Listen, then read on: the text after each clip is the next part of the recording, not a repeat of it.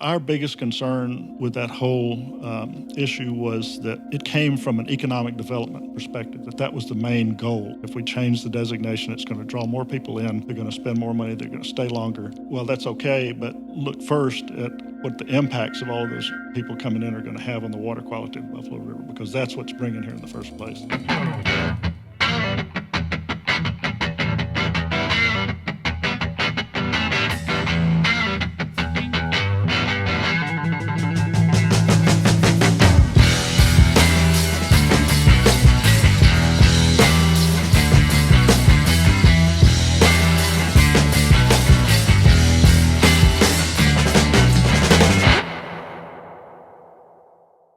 Gordon, thanks for having us out to your place, and we're excited to talk with you. My pleasure. Thanks for coming. I want to let you talk about the Buffalo River Watershed Alliance and just kind of the history, the background on it, what it is, and then how it got started. So if you want to kind of take us back to the beginning of what the Buffalo River Watershed Alliance is.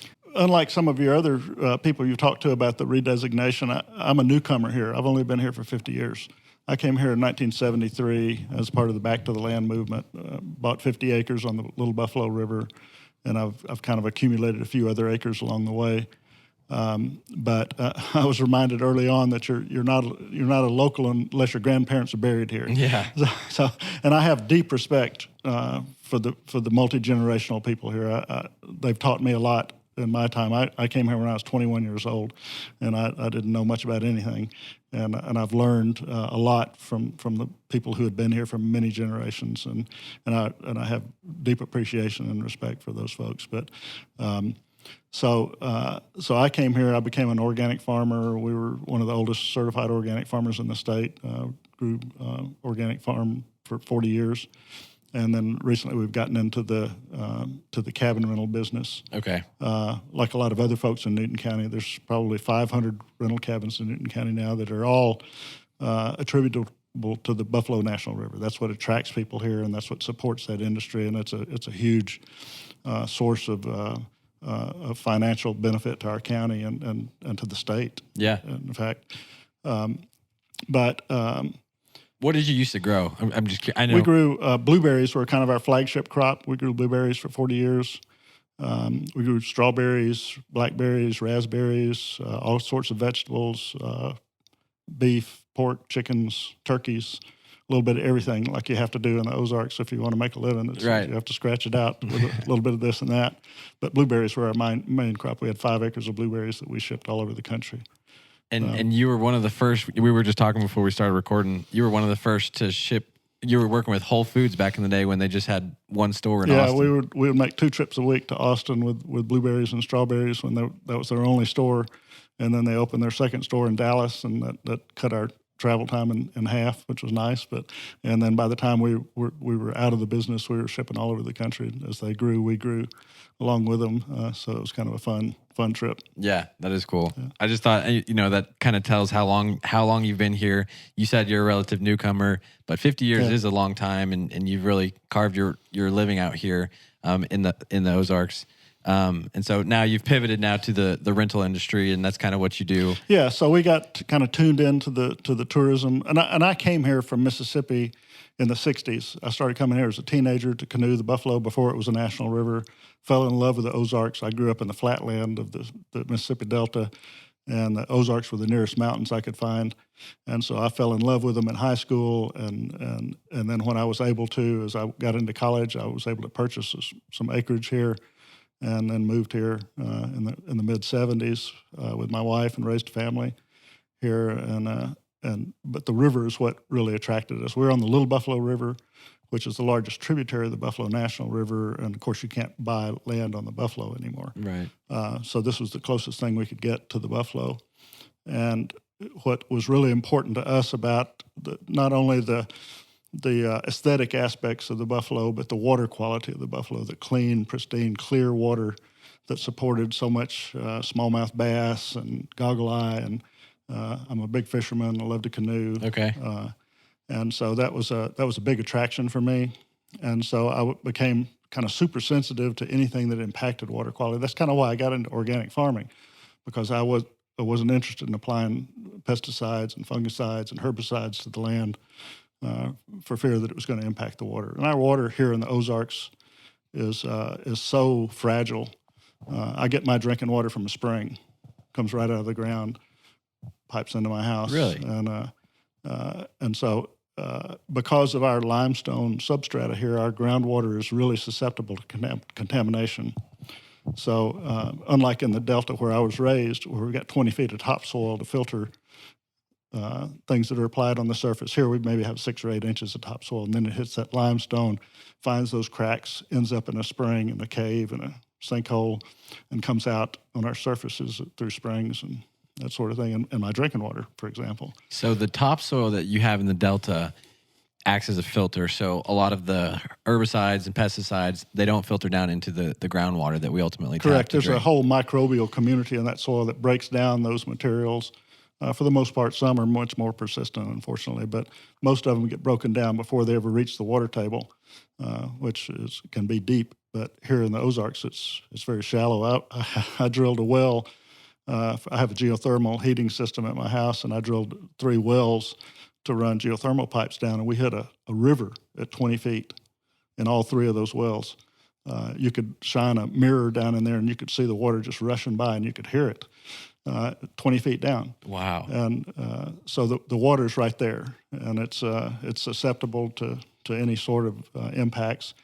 And so the Buffalo River Watershed Alliance began in 2013 when we discovered that there were a couple of people around here that got wind of so to speak, of a hog farm that had been built on Big Creek, which is the second largest tributary of the Buffalo River, just over the ridge from us.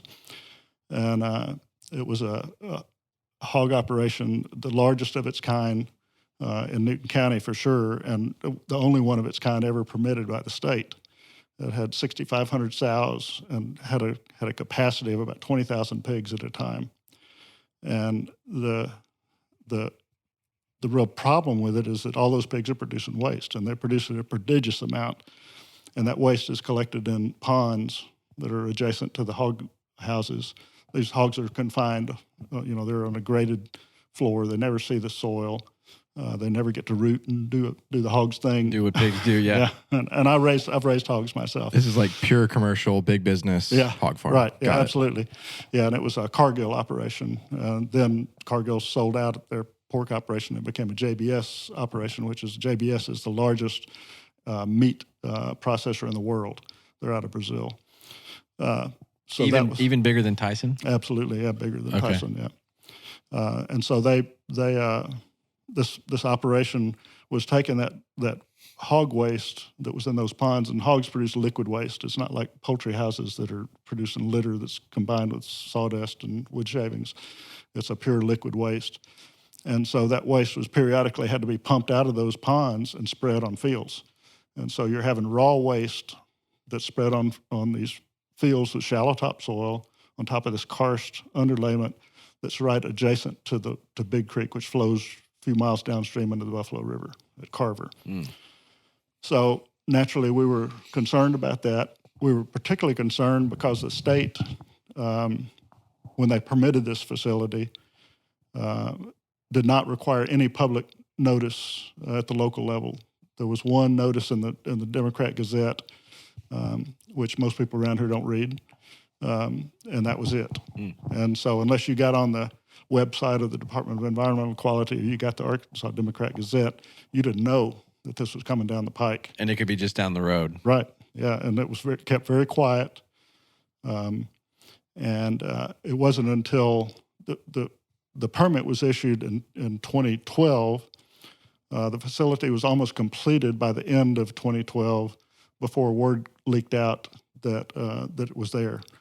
And the Park Service, the Buffalo National River, were actually the ones who discovered it and put the word out, because their concern was that they had been previously assured by the state that any permits for confined animal operations, that they would be notified of any of those that were located in the Buffalo National River watershed. Because it's important to understand that the Buffalo National River is not like Yellowstone or Glacier or Yosemite, those large parks with thousands and millions of acres. It's a 95,000 acres. It's a 135-mile long park that runs through the floor of the valley, of the Buffalo River Valley. And so it's this narrow blue ribbon that winds through the river. And all of that, it makes up 11% of the watershed.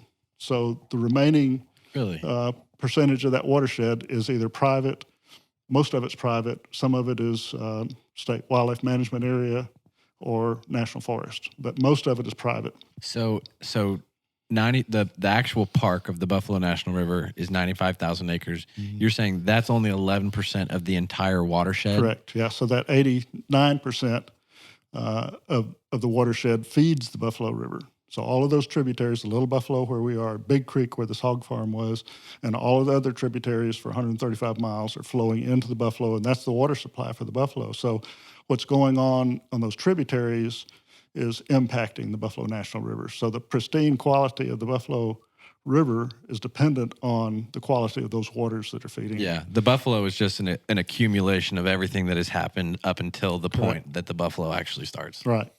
Yeah. So so when we heard in early 2013, like in January, we got word that this hog farm was almost completed. The construction was almost completed, and they were getting ready to bring animals in. And a couple of us got concerned about that, and we held a meeting in Jasper. We talked to the quorum court for Newton County about it. One of the owners of the hog farm happened to sit on the quorum court as one of the justices. Seems like a bit of a conflict of interest. It would seem that way because I asked the question at that meeting, how many of you knew that this hog farm was coming in, not knowing that one of the owners was sitting right there with his back to me. Oh. And they all kind of shrugged their shoulders and didn't answer. So I was disappointed that our elected officials didn't think more of the local community than to inform them that this was happening. So once we found out and we began to spread the word, things snowballed, and people became understandably concerned about it. And so we formed, soon after that, we formed the Buffalo River Watershed Alliance as a sort of a mechanism to address this threat that we saw coming. And we became a 501c3, a nonprofit organization. We're all volunteer. We have a board of directors that I'm the president of. And so we began to try to figure out how we could address this 500-pound hog in the room, if you will. Yeah, literally. And just to clarify, we lay the blame at the feet of the state. The state dropped the ball on this. The people who applied for the permit, these guys over in Mount Judy, they followed the rules. We don't blame them for what they did. The state should have known better than to issue a permit for this largest permit of its kind in the state of Arkansas to plop it down, a few miles upstream from the Buffalo River. That just should never have happened. Was it in formal writing or language that the park itself did have, I don't know if jurisdiction is the right word, but they had some say into what happened within the watershed, or is it just some handshaking, we trust each other here? Like, what was that process? Because you're saying the state messed up, but if there's, I don't know, what does that look like? Yeah, so it was not a formal handwritten, a written agreement. Mm-hmm. It was a gentleman's agreement, if you will, by a previous director of the Department of Environmental Quality, who assured the superintendent of the Buffalo National River that we'll keep an eye on this. If we get any applications for a permit in the watershed, we'll give you a heads up. And then institutional memory is not all that great. Sure. in Arkansas or most places probably, and so that the people who were parties to that gentleman's agreement passed and were gone, and the new bosses didn't. The knowledge was not passed down. So that's probably what happened there. But regardless of that assurance that was given to the Park Service, the state should have known better than to threaten a state icon and a national treasure. And soon once the word got out that this permit had been issued without sufficient public notice, the legislature turned around and corrected that real quickly. They recognized that was a problem, that the local people were not notified, and so they've changed the rules now. So when a new permit is applied for, the neighboring landowners have to be notified, the school superintendents have to be notified, the justices of the peace and the quorum court has to be notified. It has to be a notice in the local paper, not just the state paper. Mm-hmm. So there's a much more robust notification process now that was lacking when that C&H hog farm was permitted. So the state recognized that was a weakness, and they ultimately recognized that it should never have been issued because they spent $6.2 million to buy them out in 2019 to close the thing down. So the state recognized that they had made a mistake. And so once the Buffalo River Watershed Alliance was organized, then we began to meet with state agencies. We began to raise holy hell about it to make sure that the public knew what was going on. And people care about the buffalo. I mean, not only people locally, but people in the state and people nationwide. We got 20,000 comments to a reapplication for a permit several years after this thing was in operation from all over the country. And it was the most, Governor Hutchinson at the time said that he had gotten more comments and more calls and letters about this issue than any other thing during his term in office. Wow. So it was definitely on the radar of people around the state and around the country. And that's ultimately what led to closure. So it closed, and that was in 2013 that it all started. When did it actually finalize? In 2019, in June of 2019, the governor announced that they had reached an agreement. There'd been some pretty intense negotiations, I think. Farm Bureau was involved with it, and the owners obviously were involved in it. But there was some intense negotiations that happened for several months prior to the announcement that it was closing, and the state ponied up $6.2 million to close it down to the owners. Wow, that's a long time for that to be. So was it operating all that time from 2013 to 2019? Yeah, the animals arrived in spring of 2013, and they began production immediately. And it was a farrowing operation where they bred sows and produced piglets. And then once the piglets were weaned, they shipped them out to a grow-out operation. So it was a cycle, continuous cycle. Pigs can produce 3 litters a year.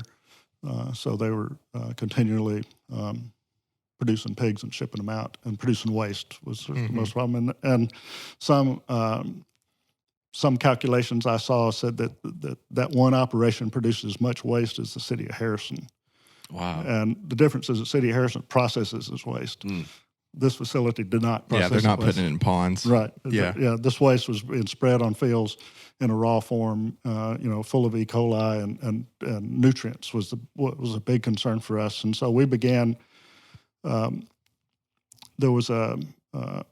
We involved some of the people from the University of Arkansas, a hydrogeologist and named Van Brahana, who was an emeritus professor at the time. He had retired, but he had lots of experience doing dye trace studies in karst environments. And so he put together a team, came to the Mount Judy area, injected dye in a well that was in the middle of the spreading fields where the hog waste was being applied, and then traced it in all of the surrounding streams and the Buffalo River, which was 6 miles downstream, and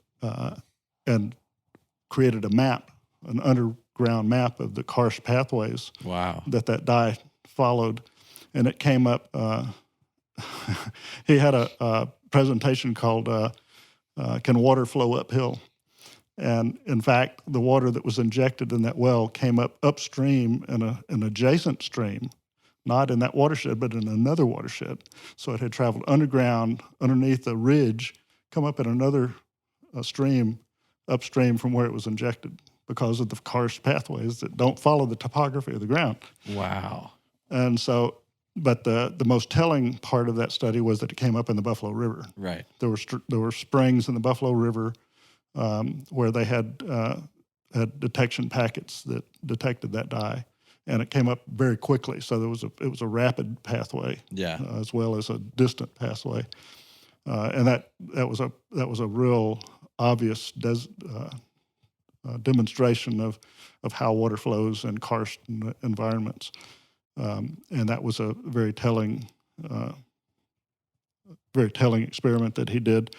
And then we conducted, and we still have ongoing water sampling program that we collect water samples on a monthly basis from around where the hog farm was located, those fields. One of the problems with hog waste is that it contains a high amount of phosphorus. Okay. Phosphorus is a nutrient that leads to algae blooms when it gets in the water. Algae blooms tie up oxygen when they die, and that depletes the oxygen in the water, and fish die, invertebrates die, the whole food chain gets impacted. But one of the long-term problems with phosphorus is it binds to the soil. And so not even if you have a rainfall, some of it's going to run off into the streams, but a lot of it's going to get tied up in the soil, and then it gets released over time. And so you have this slow leaching of phosphorus into the streams, or it can be rapid release if there's stream bank erosion, for example. Right. That erosion will dump large amounts of phosphorus into the streams. And so you've got a long-term problem, even if you stop like they did. That's why we're continuing to sample there to measure how much impact that place is going to have over time. So as someone who's listening, who maybe they're a smallmouth angler, or they like swimming in creeks, or catching crawdads, whatever it is, and you as someone who, like us, we like fishing and we like chasing smallmouth. What does that mean when you have phosphorus and you have these raw waste and chemicals leaching into the watershed? What does that mean for the fish and the anglers and people who enjoy the resource? Well, the phosphorus is part of the problem, and like I said, it leads to algae blooms, and then when that algae dies, it ties up oxygen that's going to impact the food supply for those smallmouth bass and those goggle eye, and so they're going to move if they don't outright die, they're going to move to some other downstream location. Were there any studies on the impact in the years that the hog farm was running? Were there any studies on like what actually was the impact and how were fish populations impacted or anything like that? Yeah, there was the state Department of Environmental Quality has an ongoing water sampling program all over the state. Every 2 years, they have to. The EPA requires that they do an analysis of every stream in the state, and that they quantify the condition of that stream. And Big Creek, where this hog farm is located, and downstream at the Buffalo River, upstream and downstream of the confluence of Big Creek with the Buffalo River, were designated as impaired streams because of low oxygen and turbidity also. So that's a measure. That's a very specific measurement that was taken that requires a lot of data to reach that designation, because nobody wants that. Right. Nobody wants to hear that the Buffalo River is impaired, right, or any of its tributaries are impaired. So that was a pretty big deal, and some of that was due to our data collection that we did. But then the USGS was collecting data, the University of Arkansas was collecting data, the state was collecting data. So they were all watching this operation very closely once it exploded, and the people were so concerned. There was a lot of scrutiny on that operation, and there was no, one of the tricky things about water sampling is that it's hard to trace an impact back to its source. So you can't. There are ways to do it. There are genetic testing that you can do on E. coli, for example, where you can tell what species that E. coli came from. But we didn't have the wherewithal to conduct those kind of experiments, and it was kind of in the early stages at that time. So the state never said, that this stream is impaired because of this hog farm, but that was the obvious source of it. Gotcha. In our mind, it was at Yeah. least, and I think in the state's mind, otherwise they wouldn't have closed it down. So it was having an impact, and I think it will continue to have an impact as time goes on. But luckily, we closed it down before it had a catastrophic impact. Yeah. Based on some of y'all's studies that you're continuing to do and the people you're talking with, how long do you think, a 5 or 6 year hog operation will continue to impact the quality of the Buffalo River and its watersheds? I've heard 20 years. Okay, about 20 years for the soil to regenerate. That phosphorus can continue to be released for up to 20 years is one study I've seen out of the University of Arkansas. Wow. Yeah, it's like a battery, that's been charged up by this phosphorus, and it's going to now discharge over long periods of time. You could see why people who they know the ecological impact of something as big as what'd you say, 20,000 plus hog farm. Yeah. People who know their stuff, the people who are backed by science, they look at that and it's, you're saying we can't trace this specific strain of E. coli here, but like Occam's razor, it's what it is. Like that's what it all leads to. All those roads lead to Rome. Like it's leading back. You could see why it just makes sense. You'd be so up in arms and frustrated about, hey, this may be, we're trying to stop it. Even if it's only a 5-year operation, we're looking at 20 years worth of impact. Yeah. And I think that's the part of conservation that took me a long time to understand, and I think takes a lot of people a pretty long time to wrap their head around. There's very few immediate fixes that bring anything back to the state that we'd like them to be or their natural state. But there's also a lot of pressures that you could make one or two wrong steps on and actually impact something for the next 20, 30, 40 years. Yeah. So with that, I have a question. What are some of the parallels in the hog farm story and then the Buffalo River potential redesignation that you're witnessing as a local, that you're hearing around the area, that you're seeing kind of how people are going about it? What are some of the parallels in the two of those, and where are they similar? Where do they differ? What do you agree with, disagree with? Just kind of what's your take on the whole Buffalo River, your take on the whole Buffalo River redesignation? Yeah, so, as I said, the Buffalo River Watershed Alliance, our main focus is water quality. Mm-hmm. And so what concerned us the most, I think, about the redesignation once we heard about it, and I heard about it from somebody who got the phone survey, who called me up and said, what's this all about? Are you guys conducting this survey? Because it was all kind of mysterious. Really? At the time. I'm curious how that conversation went. Was it like, hey, I got this call, they asked me a bunch of questions. Is it you? They didn't know who it was from? Right. Yeah, they didn't know who it was from. And they were confusing questions. We've all, been a part of these phone surveys, I'm sure. And usually they're pretty straightforward questions. These were not. These were kind of complex, convoluted. What would you think about the Buffalo National River being designated as a national park? Well, I thought it was a national park was the most common response. People didn't understand that distinction and what it meant, to change that designation, what that would mean. Was there context provided around some of the questions? Not much, okay. No, from what I heard. And I've actually seen the survey itself, and it was pretty... there was not much back and forth with the survey conductor, I don't think, and that was probably intentional. I think they want to get an answer from people that that they're not lead. They don't want to lead people into an answer. Trying to make it unbiased. Although I've heard some people call it a push poll, that they were they were looking for the answers that they wanted to hear. I don't know if that's the case or not, but our biggest concern with that whole issue was that it came from an economic development perspective, that was the main goal, and that was the stated goal, that we think this would be a great economic development project. If we change the designation, it's going to draw more people in, they're going to spend more money, they're going to stay longer. And our concern was that, well, that's okay, but you need to look first at what the impacts of all of those people coming in are going to have on the water quality of the Buffalo River, because that's what's bringing here in the first place. That's what's attracting people.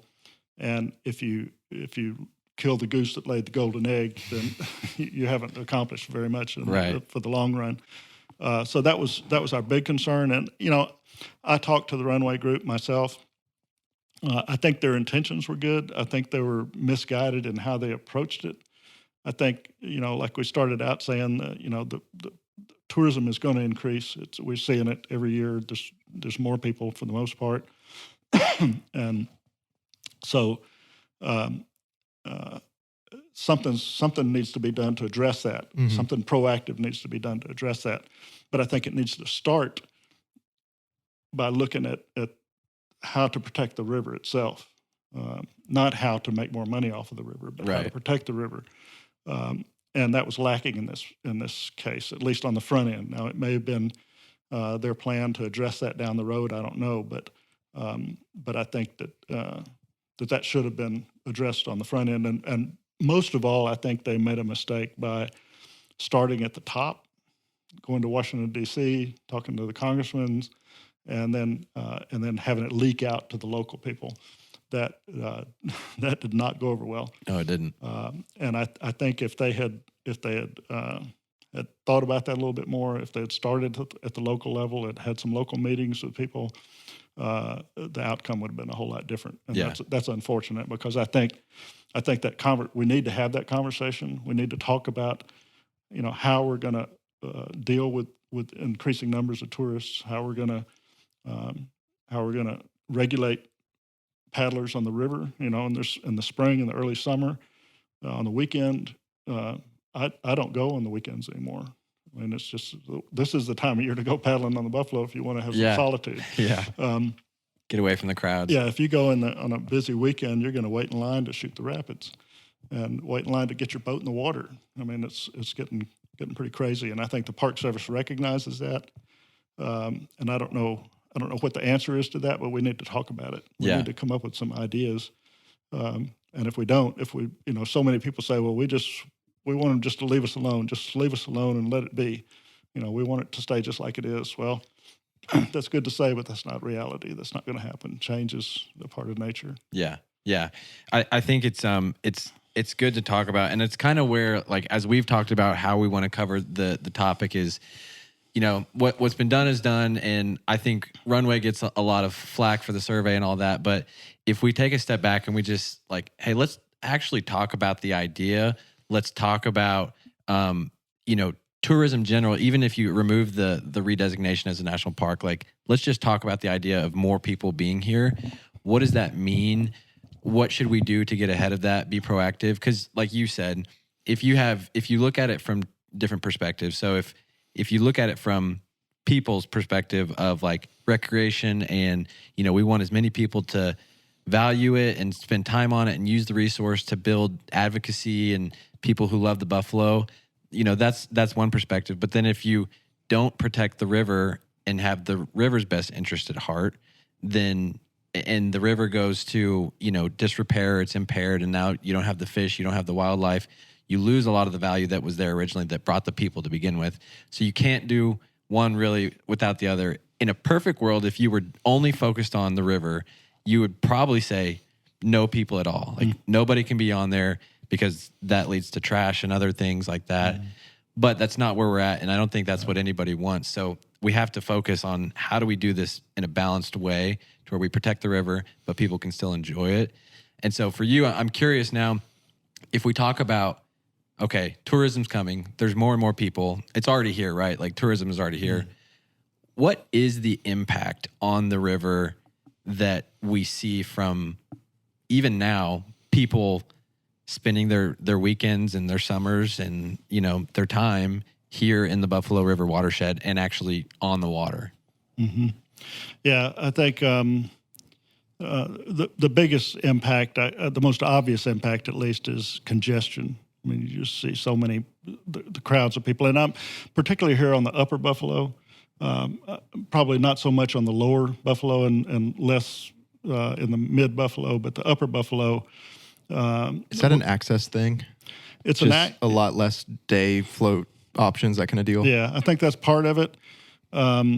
And it's the most iconic part of the river. I mean, the big bluffs, the fast rapids. The upper Buffalo is? Yeah, the upper Buffalo, right. from Ponca to Pruitt, that part, and down to Hasty, I guess, is the bottom end of the upper Buffalo. And the access points are tight. There's not much room. They're hard to get to. You get down to Kyles or Steel Creek, you've got some steep roads to go down. And parking can be a problem when you get down there. So congestion's a problem, and I'm not sure how they're going to address that. It's not like those big parks I mentioned, like Yellowstone or Yosemite, where they got a discrete boundary and they can control access points pretty easily. You got a 135-mile river with state highways crossing it and all these county roads crossing it. How do you manage? How do you limit access when you've got that many access points? And when you say congestion's a problem, environmentally, like what does congestion do that causes a problem other than like, well, I'm tired of standing in line and this person's too close to me? Like, what does it actually do on the landscape? Well, I think there's more trash, there's more human waste, and there's not many outhouses along along the river. Right. So that's a problem. The fuel consumption that it takes, all those cars parking and running their engines, and that's a problem. And it puts a big burden on the local community as well. I mean, there's benefits for sure. Those people are spending money. They're renting cabins like ours, or they're eating in the local restaurants, buying gas, so they're spending money in the community, and that's a good thing. This area does not have many opportunities for generating income, and tourism is a booming one right now. Mm-hmm. And if it's managed properly, that'll be a good thing. There's most of the places like ours, we're on a septic system. If those septic systems are faulty, or they're not working properly, there's going to be impacts on the groundwater from all of the added tourists that are visiting the area. So that's an issue. So it's a thorny problem. I'm not sure what the answer is going to be to that, but we need to talk about it. With the permits or an answer. But besides that, we talked about the fact that the Buffalo is only 11% of the watershed. So we're also seeing lots of development outside the boundaries of the Buffalo River. Johnny Morris with Bass Pro Shops, recently bought the old Dog Patch property and is acquiring lots more properties around it. That's going to attract numbers of people to Newton County there. The Walton family recently purchased Horseshoe Canyon, which is a big tourist draw for rock climbers and horseback riding and zip lines, that sort of thing. Buffalo Outdoor Center in Ponca has gotten pretty heavily developed. There's an airstrip there, so it's there's going to be lots more development surrounding the watershed, and if that's not done properly, that's going to have a even greater impact, I think, than the tourists that are actually utilizing the river, because those are, like I said, they're on the tributaries and they're going to feed the buffalo, and if they're not managed carefully, they're going to have an impact on the river quality, the water quality of the river. Yeah. In your mind, kind of going back to what I was saying about balancing the environmental interests and people's recreational interests, how do you think that how should people think about that?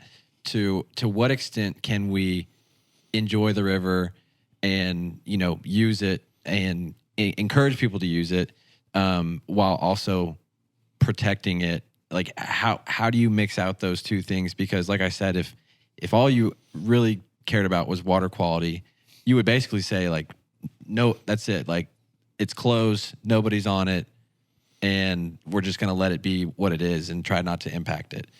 Well, I think it requires monitoring for one thing. And I think an interesting fact is that the Buffalo National River has been conducting water monitoring, pretty intensive monitoring since 1985. And they've also been monitoring tourism visitation to the river.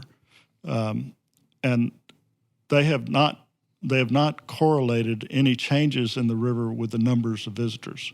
So, in other words, they've not seen any proof that increased visitation is impacting the water quality of the river. Okay. Where they're seeing the impacts coming from, and they are seeing impacts, those impacts are coming from the tributaries.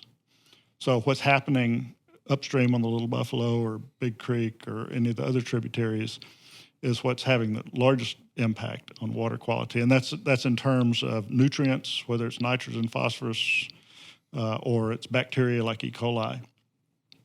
That's where those impacts are coming from.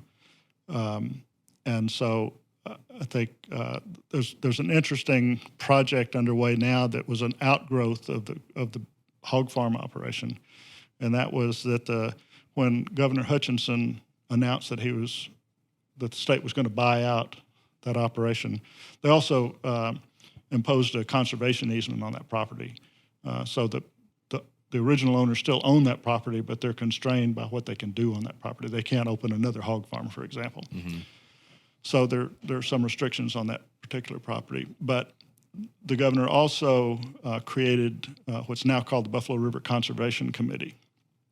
And that's an organization that's made up of the heads of several state agencies, Department of Ag, Environmental Quality, Department of Health, and Department of Tourism.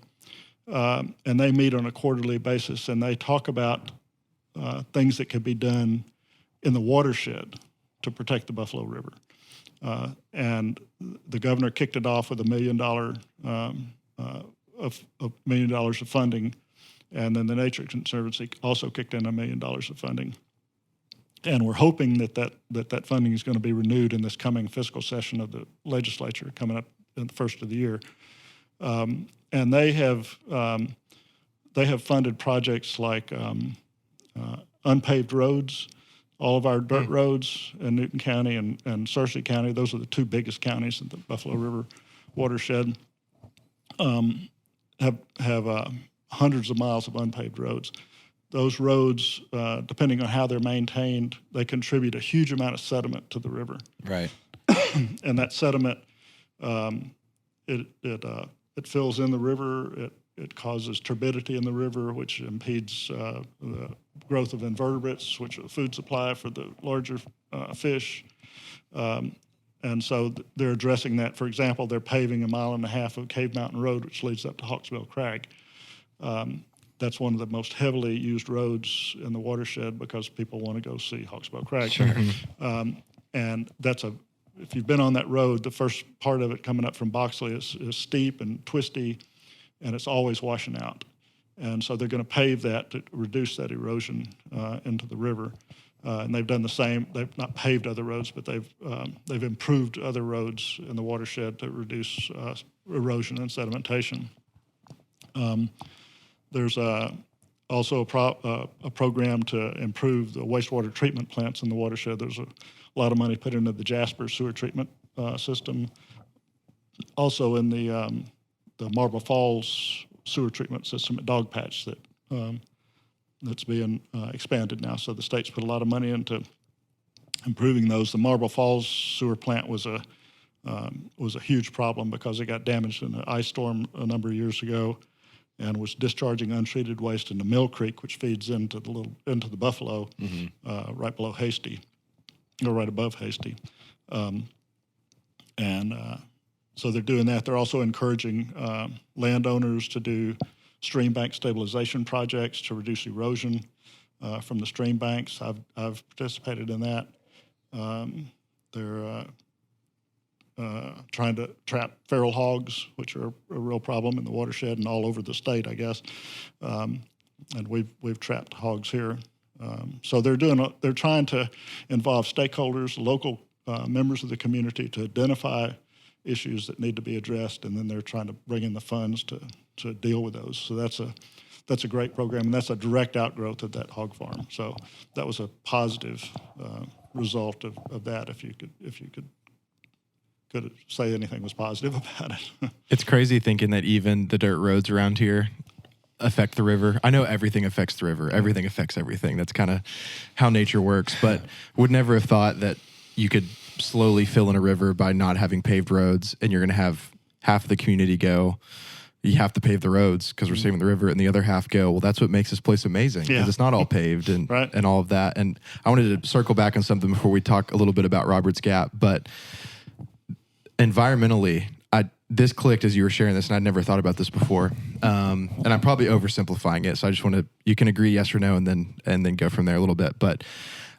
we're so focused on such a tiny portion of the Buffalo River, and my mind immediately goes to, so what's the impact of tourism? Well, a ton of canoes, a ton of cars, a ton of whatever. And like in that one section, that's a problem. And you're saying there's actually pretty good studies saying that doesn't have a crazy effect on the health of the river as a whole. We actually need to expand our view away from the most concentrated and condensed tourist areas to the broader Buffalo as a whole and recognize tourism, especially in the watersheds, as people buy land that's not in the park, because you can't buy land in the park. And they develop a couple thousand acres over here for this massive, we have 14 miles of stream and it's cabin after cabin after cabin and whatever. Like those are the things that when you're saying environmentally tourism is impacting, that's actually what's impacting the Buffalo. It's not just the cars coming through Boxley. Am I pretty much on it there? I think that's essentially true. Yeah, that's what the data shows. At least is that the number of tourists don't really impact the water quality of the Buffalo that much, but there are other impacts besides water quality. Sure, they impact the landscape. But as far as water quality is concerned, I think what they've shown is it's the water flowing into the Buffalo that's the bigger impact. Yeah, I don't think I hadn't realized that's what people who know their stuff are talking about when they're talking about increased tourism potentially being a problem. Where I read that and I think, yeah, man, it's going to be terrible when Boxley Valley is just condensed with cars, as it is when I come in the summer. Like, that's no fun. But recognizing there's so much more at play potentially for the health of the Buffalo as a whole, as more and more land in the area gets developed and more people from big corporations just to private landowners want a piece of it, because it's an amazing part of the state. And particularly as people see the monetary benefits of owning land here, which we're beginning to see now with these big deep pocket folks coming in and buying up large acreages, and they see what's coming. And they're going to feed that. I think they're going to try to draw that in, and that's what that whole runway project was about. Was how can we attract more people in, and how can we get them to stay longer, which is great from a economic development standpoint, but not so great from an environmental standpoint. If that's your primary goal, you got to balance those two, and you got to. I think the priority has to be preserving the attraction in the first place, and that attraction is the Buffalo River. Yeah. And there's definitely a way to do it sustainably and healthfully. Yeah, I think there is. And it's just a lot more conversations have to happen. Yeah, and it's got to be a gradual process. I don't think, I talked to the superintendent of the New River Gorge National Park, which was kind of, Runway pointed to that as the model for what they wanted to do here, and it was the second national river, and then they converted it to a national park and preserve, right? Like what they were proposing here. And the superintendent said that, on balance, it was probably a good thing, but that it was a real struggle for the local community, because all of a sudden they were flooded with tourists who came in and they weren't prepared for it. If there had been some planning before that, they could have handled it a lot better, in his opinion. So I think that's kind of where we're at, that we need to take a step back, say, how can we plan for these coming tourists and manage that so that we don't have negative impacts from it. Yeah. I'm curious, just last question on this before we move on, because I know we want to talk about the Roberts Gap project, and we'll go there and what's going on with that. But last question on this. We interviewed Mike Mills last year, and he, at the end of the episode we did with him, he had predicted at some point in the future there may be a need for permitting on the river, and that may come one day. I'm curious, in places like New River Gorge, have they implemented any type of permitting to limit the access or how many people are on the water, impacting the area, the watershed? And do you think something like that is likely to happen here at some point in the future? I don't know that New River Gorge has a permitting program. I don't believe they do. Keep in mind that it's a much smaller park. The national park itself is only 7,500 acres. The preserve is 60,000 acres, I believe. So it's a smaller national park than the Buffalo National River is, and it's a shorter section of river that's within the park, and it's a much more rugged and steep. It's mostly a rafting river, So I think the concessioners control that, and that was the case here on the Buffalo for years. The concessioners pretty well managed the visitation because everybody was renting canoes. Right. Once you could go to Walmart and buy $100 kayak, everything changed. Everybody started, doing their own shuttles, bringing their own boats. Because it used to be, however, the only number of people that could be on the river was how many canoes the outfitters had. Right. Yeah, they were regulated. They could only have so many canoes, and they were limited to a certain section of the river that they could put people on. So that was the regulation tool that they were using, and that's gone now. But I think, like I mentioned, it's difficult to permit on the Buffalo because there's so many access points, and so the Park Service, and this is true across the country, every national park is underfunded. They can't. There's so much deferred maintenance that they haven't been able to get to. They're understaffed. Imagine putting a ranger at every access point on the Buffalo River, 135 miles of river. Yeah. And checking everybody's permit when they got on the river. It doesn't happen. I went up and floated the Boundary Waters, the national park up in Minnesota a few years ago, and we had to get our permit a year ahead of time. And they regulated that, you can only have, a certain number of people in your party. You had to designate where you were going to camp and how long you were going to be there and where you were going to go. It was very tightly controlled. As a result, we didn't see a soul for 2 weeks in the Boundary Waters. It was a beautiful experience. But that's not the Buffalo. There's no way that they can. I don't think there's going to be some other mechanism that they're going to have to use, and maybe new technologies. Maybe you can put some sort of tag on everybody's boat that a tracking beacon. Yeah. I don't know how that'll work, but they're going to have to deal with it somehow. Yeah. I think, and it's going to require some discussion. That you got to talk about it, and if people aren't willing to discuss it, then it's going to be hard to. You're going to be a victim of the coming surge, and rather, instead of being in control of it. Yeah. Yeah, absolutely. Well, let's change topics a little bit here. So I know a little bit more, I guess relevant's not the word because they're both very relevant and they're both very timely. But the Roberts Gap project that BRWA is involved with right now, and the U.S. Forest Service, set this up for me. I could try to explain it, but I know I'm not going to explain it as well as you. What is going on with this project, and how is Buffalo River Watershed Alliance getting involved? So most people probably don't know that the Buffalo River doesn't take up the entire watershed. It doesn't. The park doesn't start at the beginning of the Buffalo River. There's the headwaters of the Buffalo River are outside of the park boundaries, and it originates in an area that's known as Roberts Gap. That's the ultimate headwaters, and people know Hawksbill Crag or Whitaker Point is the more official name for it. That's one of the most iconic spots in Arkansas. You see it spread all over all of our tourism literature. Hawksbill Crag is in Roberts Gap. So if people know that, they know where Roberts Gap is. But not only is it the headwaters of the Buffalo River, it's also the headwaters of the Kings River, the White River, War Eagle Creek, and the Mulberry River. So 5 of the most iconic streams in Arkansas. I was going to say, those are the heavy hitters. Yeah, it's like those are the ones. That's the ones. They all start right there, and it's called the headwaters for a good reason. That's where they all originate. How big is this area where they all originate? Well, the Roberts Gap area, as it's defined by the Forest Service, is 40,000 acres. So it's a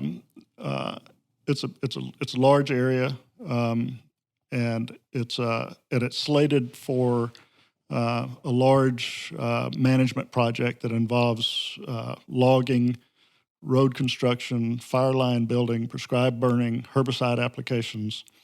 All of that's planned for this area in the immediate headwaters of the Buffalo River. If people have been to Dixon Ford, which if people float the Hailstone, what they call the Hailstone, which is the headwaters of the Buffalo, the upper part of the Buffalo, not the ultimate headwaters, which are in Roberts Gap, but Hailstone is about the furthest upstream that you can actually float, and you can only float it during high water periods. But that's the boundary of the Park Service land and the Roberts Gap Forest Service land. It's right there. We heard about this proposal back in 2017 when we were pretty deeply involved in the hog farm issue, and we tried to keep up with it as best we could, and we participated in public comments with the Forest Service about their proposal. And then as it progressed through the planning process and the public comment process, we were concerned that our concerns were not being met by the Forest Service. The public comment process is a means where they engage with the general public to get feedback on what their proposals are. And they did modify their proposals somewhat. They reduced the amount of herbicides they were applying. They changed some of their logging practices, but in our opinion, they didn't do enough. And so ultimately, we filed a lawsuit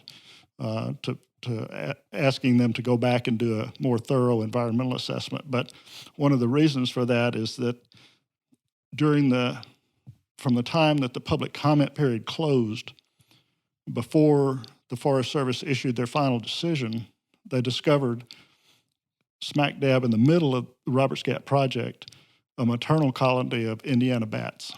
And Indiana bats are an endangered species, and they're well known to be in that area. They hibernate in the Cave Mountain Cave. They're known to be in that area, but it's always been thought that when they have their young, that they migrate mostly to Missouri to have their young, and then when their young are able to fly, they come back to the Ozarks. And this was the very first discovery of a maternal colony of Indiana bats in the Ozarks, was found in Roberts Gap, right in the middle of their decision process. And this was within the last 3 to 5 years. Yeah. That's amazing. They had been tracking these. Apparently they had known, they had found a female bat that was lactating. And so they had a pretty good idea that there must be a maternal colony there, but it took them 3 years to actually identify the roost for them. Mm-hmm. And they found a tree in the middle of Roberts Gap that was a roost tree for this maternal colony. Wow. And that is so cool. How do they even find that? I don't know, yeah. I mean, they were tracking them with airplanes. I want that job.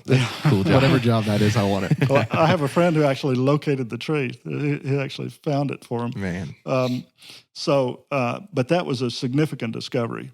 And what they should have done before proceeding with their final decision was that they should have reopened it for public comment about how are we going to protect this maternal colony, as important as it is.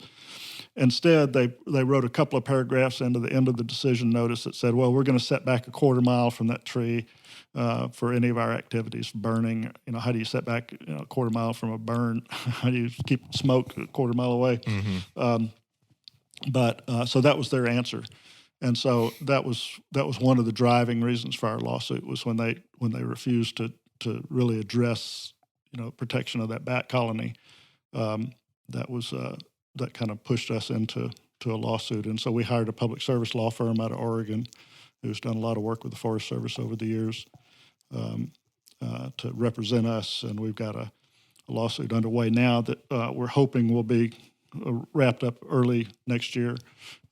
They're filing their final briefs, and if the judge finds everything complete, then we should have a decision in early 2024 about that. But we're essentially asking them to step back, take a closer look, do a better environmental assessment. A supplemental assessment is what the technical term is for it, to address the bat issue, and also the impacts on the Buffalo River, because we asked that they do water monitoring. They had not included any baseline water monitoring before this project started, which is kind of a pretty significant oversight. I think that's kind of a common practice. Being the headwater, yeah. Right. Yeah, that they should have gone in there and taken water samples before this project ever began, and then take water samples throughout the project's duration. That's the baseline, to kind of understand current state Right. before the project. Correct. And then monitor after to Correct. see how it's changed. Yeah, and so they kind of grudgingly agreed to do that based on public comments that were given. And so they delayed the project for a year. They went in there and they've collected those baseline samples now, and then they'll come back afterwards. But our concern was with the herbicides in particular, but also one of the real problems. There's over 70 miles of road construction to get logs out, logging roads, that are going to be either reopened or rebuilt to access that area, and then another 20 miles of fire line that's going to be dozed around. There's a lot of private inn holders in Roberts Gap, And so they'll be building fire lines to protect those that private property and control the burns. Well, those roads and those fire lines they're a permanent scar on the land. They divert water flow paths. They create erosion, and they're there forever. If you've ever walked through the woods here, you come across these old logging roads that are 100 years old. Yeah, you see them. And so they're a permanent. They become a permanent part of the landscape that we don't think is appropriate. And keep in mind, this also is where the Upper Buffalo Wilderness is located. They're not going to be doing anything. They're prohibited by law from doing any of these activities in the wilderness area, but they're going right up to the boundary of it. So they're burning and they're logging, and it all happen right there. So it's a special place, and it deserves a little more attention than they've given it, we think. Yeah, I'm curious. Being an outdoorsman, and actually a lot of the people that we've talked with and interviewed on our podcast talk about a lot of the benefits of prescribed burning, logging, timber stand improvement. In the cases when you have like invasive non-native plants like Sericea lespedisa, some of these plants that don't belong here, they're not from here, and the application of herbicide and how effective it is in removing some of those, so that you can have better habitat for wildlife, turkeys, quail, deer. You have more forage on the ground. You open up the canopy. Now there's more food and cover for wildlife. I'm curious, and you as an outdoorsman, you've mentioned you fish, and I don't know if you hunt, but when you think about the benefits of doing some of these things, like the Forest Service is talking about, of logging and prescribed burning, I'm curious if your position as BRWA is we're anti-burning, we're anti-logging, or if what your ultimate goal would be to, we don't want any of this to happen in this area, or if it's more like a little bit more of a gray area of like, it's not that we're anti it, it's something else. Yeah, it's not black and white for us. Okay. It's not that we're opposed to timber management or that we're opposed to prescribed burning, for that matter. We think it's the scale and the scope and the location that it's being done. I think there are benefits to be gained from prescribed burning, but to do it 11,000 acres at a time and to do it year after year on that same 11,000 acres, we think is excessive, particularly given the location and the presence of endangered species. And is that the plan? Is each year we're going to burn this 11,000 acres? Is that what's been proposed? I don't know that every year, but they will be sequentially burned. Yeah, that's the plan, is that you don't just burn it once. It gets burned, repeatedly, okay, until they achieve their management goal, which is an oak savanna, which I don't think they've ever succeeded in creating an oak savanna. And that's essentially the plan, as I understand it. The plan for the entire Ozark St. Francis Forest is to burn the entire thing. Which is, I think, coming from a place of historical, that's how it, from what we read about in old entries and journals, how it used to be. It was an oak savanna and upland savanna, and Schoolcraft talks about how you could ride through on your horse for days straight and not knock your hat off your head from a limb or something like that. So it sounds like they're trying to return it back to that. I think that's the goal, but I don't think it's achievable. I don't think they have the resources to do it. Okay. They don't have the funding to do that. It's a huge undertaking. And so far, I don't think they've achieved it. To my knowledge, they've not successfully achieved that anywhere. So whether or not it's doable, I don't know. Whether or not it's doable with the amount of funding or the lack of funding that's there, I don't know. But to do it on that kind of scale is just over the top in our opinion. And the same with logging. I think there are ways to log. Single tree selection, for example, is a sustainable way to log that creates diversity. It opens the canopy. It allows the sunlight to in. But they're stuck on even age management, where they take trees out of the same age, and that doesn't stimulate diversity when they do that. So we think there's better ways to log than what's being proposed, particularly when it comes to road building. And the methodology that's used to extract those logs.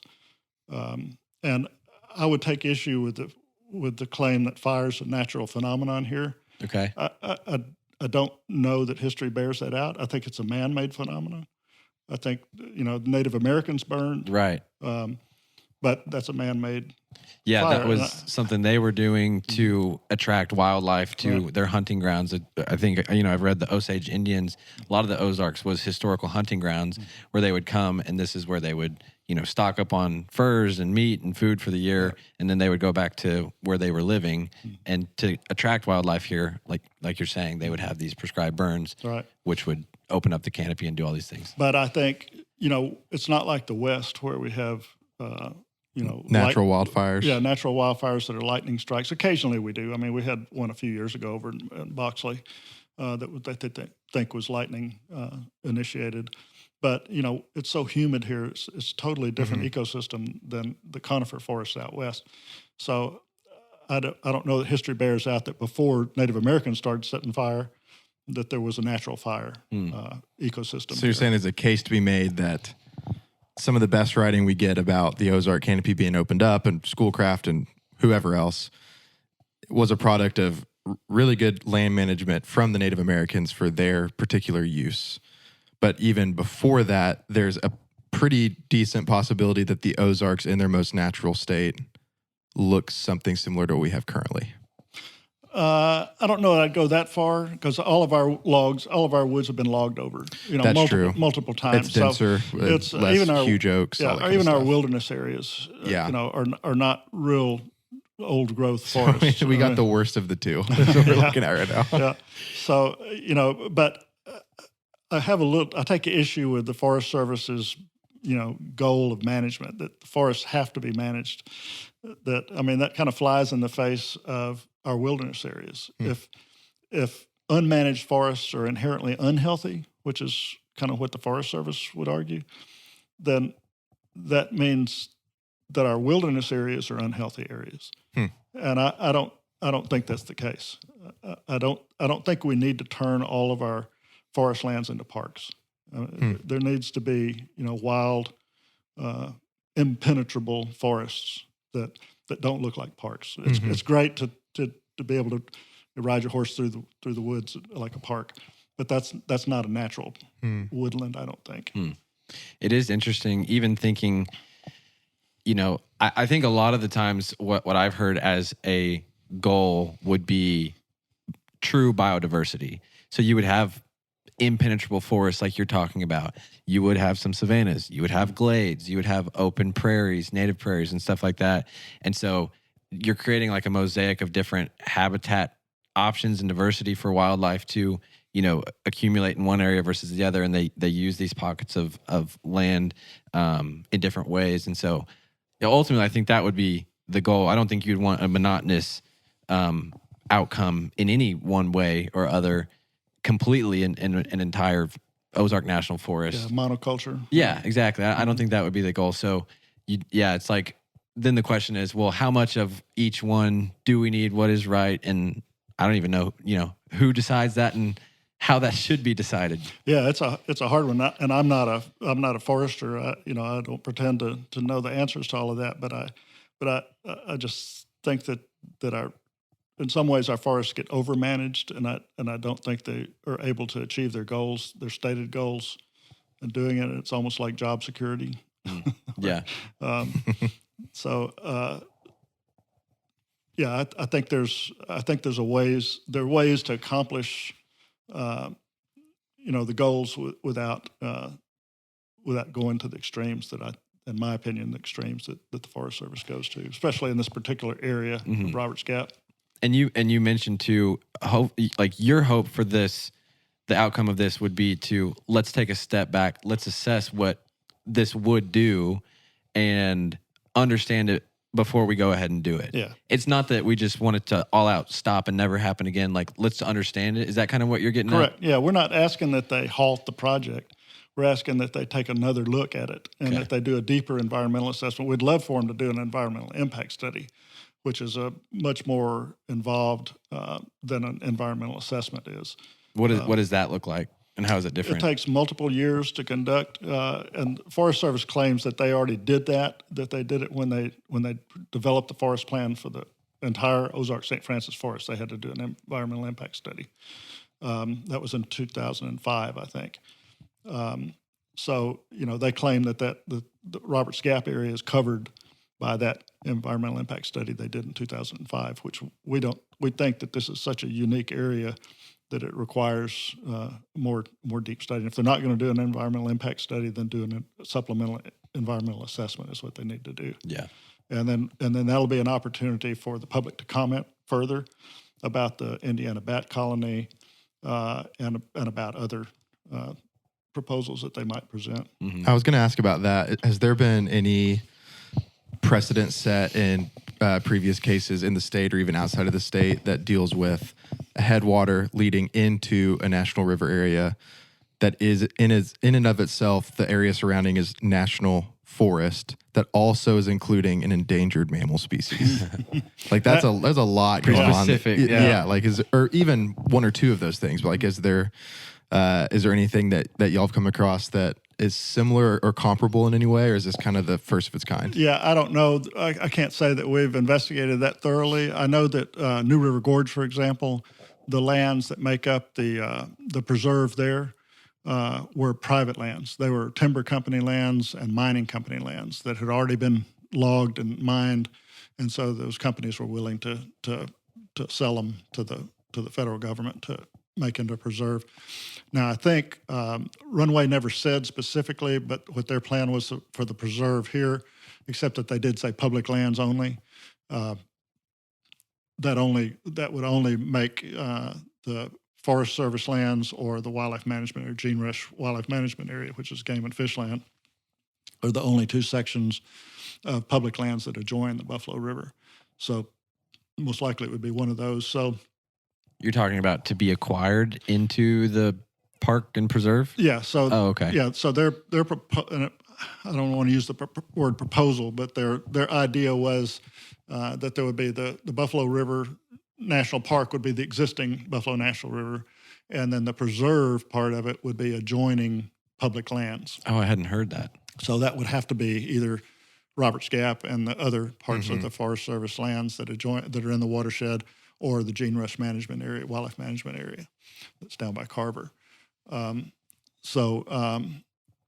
I'm not aware of other parks that have the same kind of situation that we've got here, where you've got an endangered species and Forest Service lands adjacent to a national park.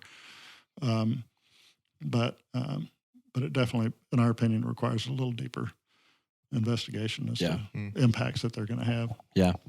And last question on this, and then I think we can probably wrap up here. I'm just curious, does this set the outcome of this lawsuit, does it set a precedent for the way that the U.S. Forest Service manages the forest as a whole outside of Roberts Gap, within the state and maybe even outside of the state? Like, is this something that would set a precedent to where every time they want to go and do a project, there needs to now be years of environmental impact assessments and studies? Or in your mind, what would the precedent that this would set be? I don't think so. I don't know. I'm not a lawyer, so I can't really say specifically, but I think this is such a unique situation that I don't think it would be precedent setting. And they already are required to do environmental assessments before they begin a big project like this. They're required to take public comments. So that's already part of the process. So I don't think that this would be any sort of precedent setting. That would be the judge would have the ultimate call on that, depending on what kind of decision he made. I don't think so, though. I mean, it's a fairly small. I mean, it's 40,000 acres, which is big. But in the scheme of things, that's for the Forest Service. That's a small parcel of land. Yeah. When you're looking at millions and millions of acres that they manage. Yeah. Gotcha. Well, Kyle, unless you got any other questions for him? Man, I don't think so. We've covered so much. We've good covered stuff. a lot. Yeah. I don't think I have any other questions. I'm sitting here thinking about how tied together everything is.